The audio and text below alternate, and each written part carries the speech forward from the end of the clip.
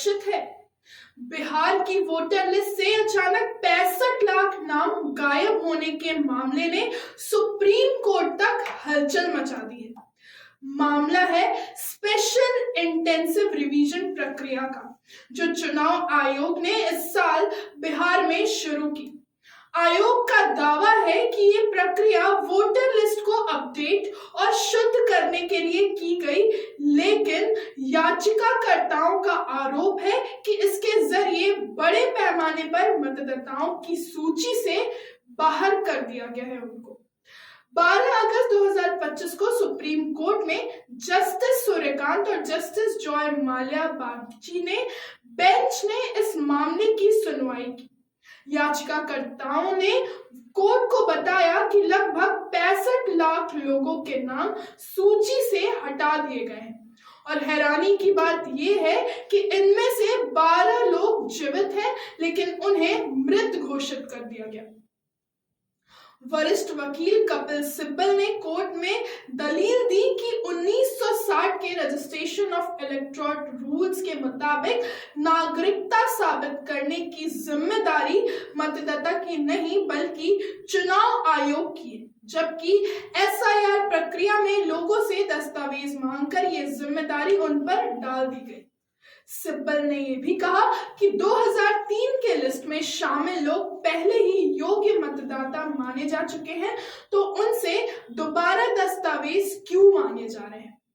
आयोग की ओर से वरिष्ठ अधिवक्ता राकेश द्विवेदी ने सफाई दी कि ये अभी ड्राफ्ट लिस्ट है और इतनी बड़ी प्रक्रिया में छोटी मोटी गलतियां होना स्वाभाविक है, जिन्हें समय रहते सुधारा जाएगा। हालांकि कोर्ट ने सख्त लहजे में कहा कि अगर वाकई में बड़े पैमाने पर नाम गलत तरीके से हटाए गए तो ये गंभीर मामला होगा और जरूरी कार्रवाई की जाएगी। वरिष्ठ वकील प्रशांत भूषण ने एक और चिंता जताई। उन्होंने कहा कि 4 अगस्त के बाद से ड्राफ्ट लिस्ट ऑनलाइन खोजने की सुविधा हटा दी गई है, जिससे लोगों के लिए अपना नाम चेक करना मुश्किल हो गया है।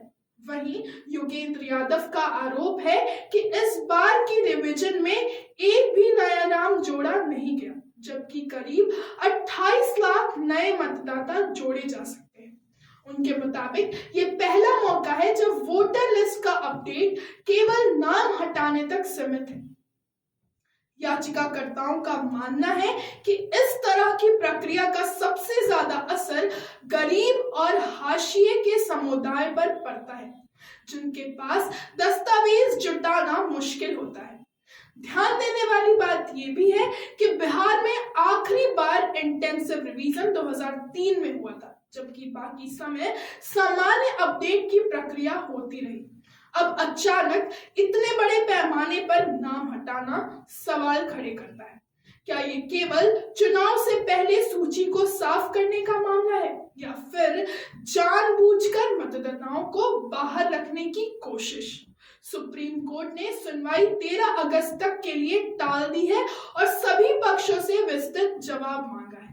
इस केस का असर सिर्फ बिहार तक सीमित नहीं रहेगा, क्योंकि अगर ये मॉडल देश के अन्य राज्यों में भी लागू हुआ तो लाखों लोगों के मताधिकार पर खतरा मंडरा सकता है।